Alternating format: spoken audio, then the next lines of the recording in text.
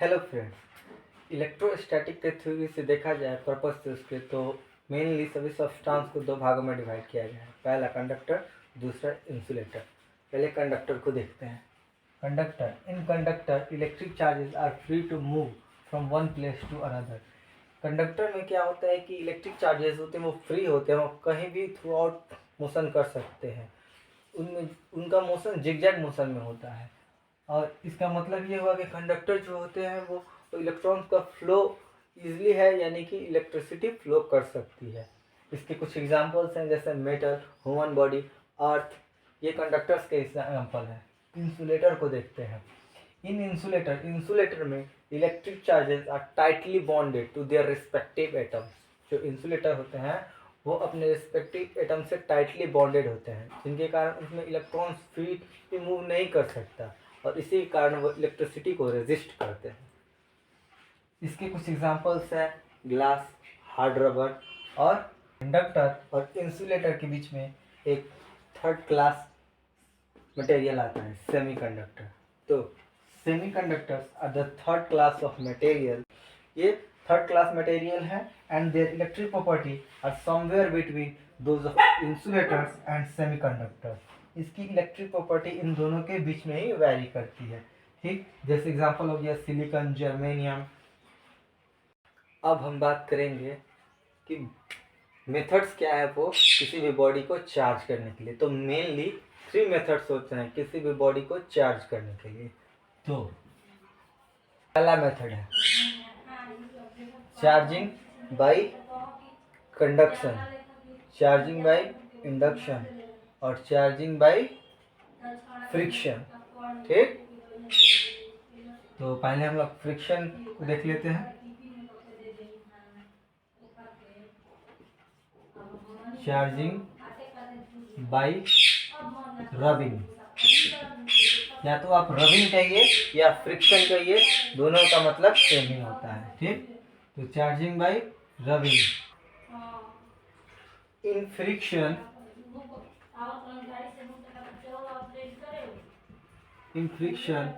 when two bodies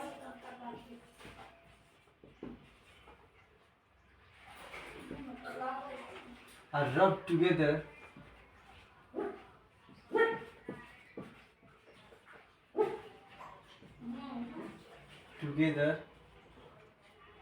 ये होता है चार्जिंग बाय रबिंग में। इसमें क्या होता है कि जब हम किसी दो बॉडीज को, सॉरी गाइस, मैंने पीछे के जितने भी वीडियो बनाए वो थोड़ा बैकग्राउंड के साउंड की वजह से बेकार हो गया है, इसलिए मैं फिर से इसको स्टार्ट करता हूँ।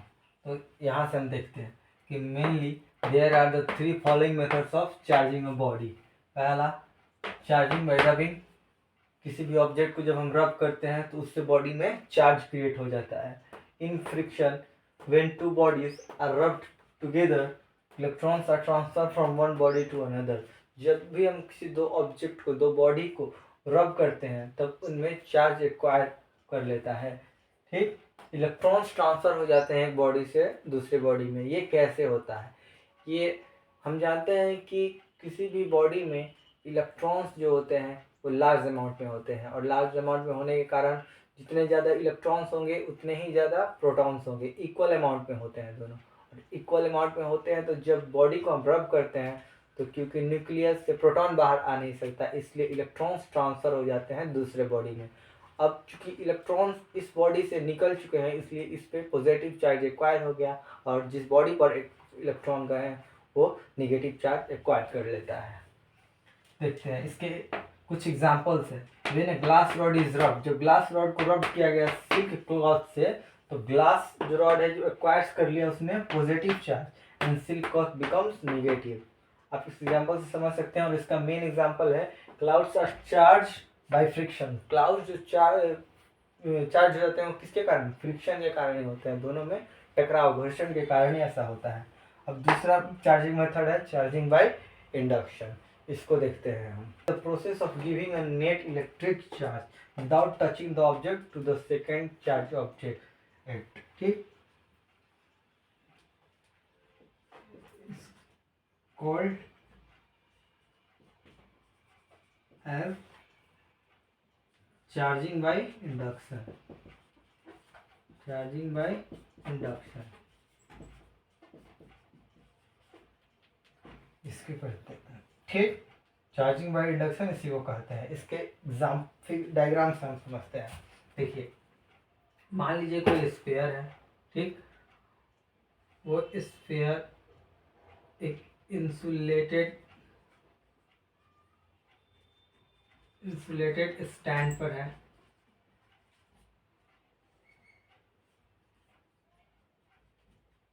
ठीक। फिगर ए, फिगर बी बना लेते हैं।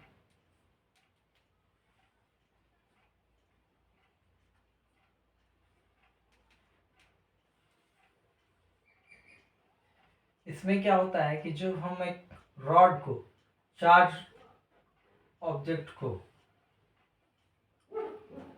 माइनस चार्ज है इस कंडक्टर के ऊपर, इस ऑब्जेक्ट के ऊपर, तो जब इसको हम लाते हैं तो इस ऑब्जेक्ट पे जो पॉजिटिव और निगेटिव दोनों चार्ज इक्वल अमाउंट में होते हैं, वो जो डिस्ट्रीब्यूट हो जाते हैं। पॉजिटिव निगेटिव चार्ज एक दूसरे को रिपेल करेंगे, यानी लाइक चार्जेस रिपेल करेंगे, इसलिए ये लाइक चार्ज इस साइड आ जाएगा और अनलाइक चार्जेस अट्रैक्ट करते हैं, इसके कारण पॉजिटिव चार्जेस इस साइड आ जाएंगे। इसकी वजह से इस ऑब्जेक्ट ने इस बॉडी को चार्ज कर दिया। सेकेंड कंडीशन में क्या होता है, जब ये बॉडी चार्ज हो गई है, ठीक,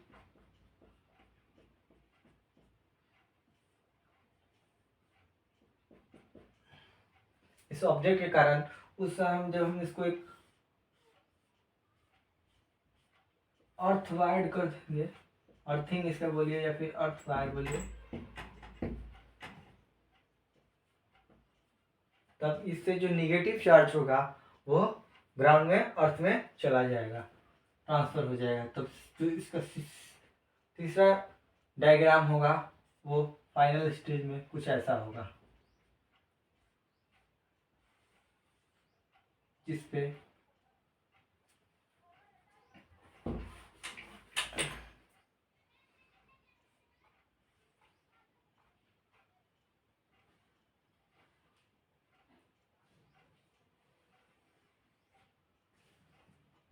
टोटल चार्ज पॉजिटिव चार्ज होंगे, यानी कि ये बॉडी चार्ज हो चुकी है। ये है चार्जिंग बाय इंडक्शन का एग्जाम्पल, ठीक।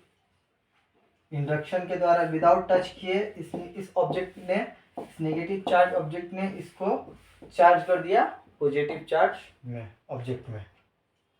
तो आगे हम देखते हैं, इसको इरेज करेंगे।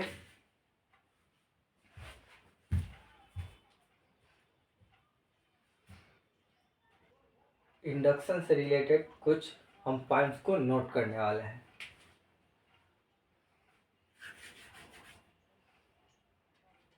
Note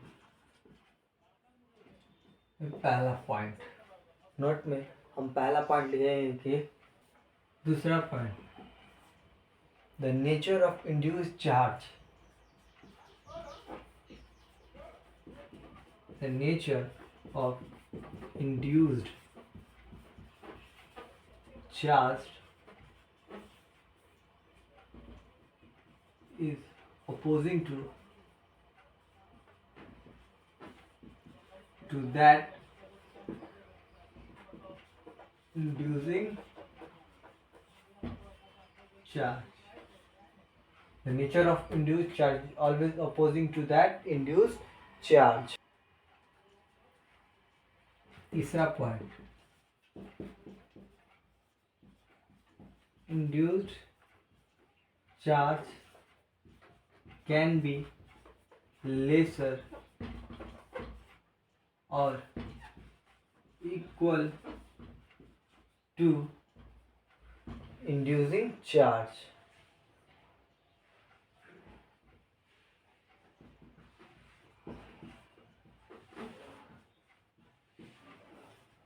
Induced charge can be lesser or equal to inducing charge. But never greater, लेकिन बड़ा नहीं हो सकता। यानी कि इंड्यूस चार्ज जो है वो तो छोटा होगा या बराबर होगा इंड्यूसिंग चार्ज से, लेकिन उससे बड़ा नहीं होने वाला है। इसका वैल्यू है, its value is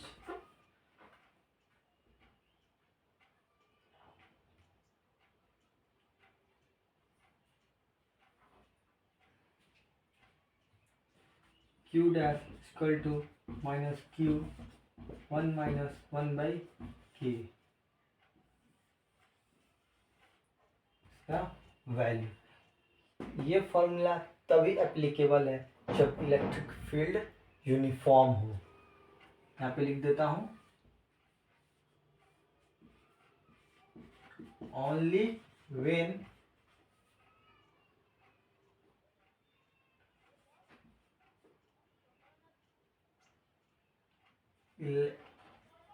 electric field is uniform।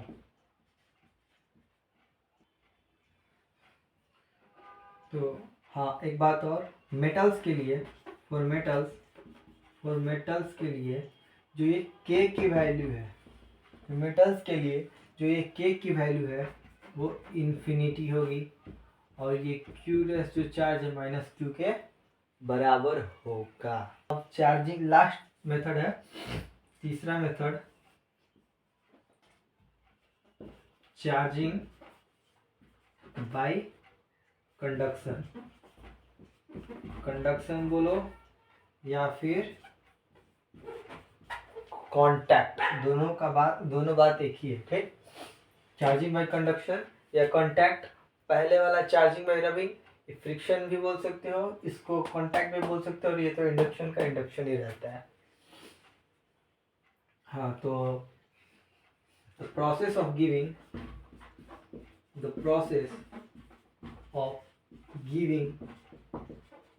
किसी ऑब्जेक्ट को, one object a net electric charge, net electric charge by placing it in contact,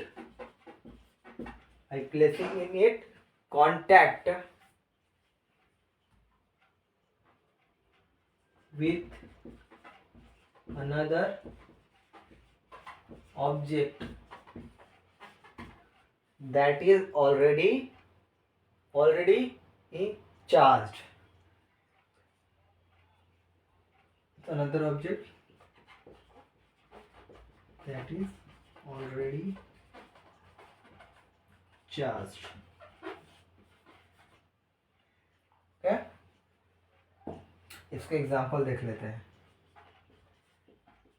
इसका एग्जाम्पल भी एक डायग्रामेटिक में आपको समझाता हूँ।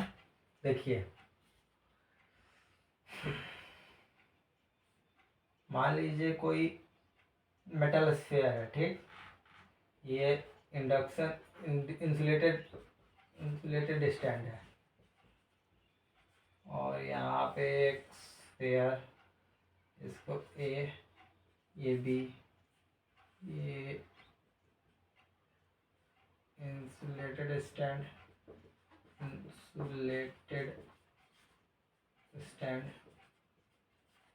ये हो गया मेटल स्फीयर।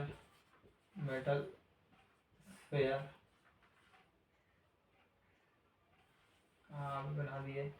यहाँ पे एक एबोनॉइड रॉड आ गया, एबोनॉइड रॉड। इस एबोनॉइड रॉड ने इस पर नेगेटिव चार्ज एक्वायर करा दिया कांटेक्ट में आने पर, ठीक। उसके बाद ये बॉडी चार्ज हो चुकी है।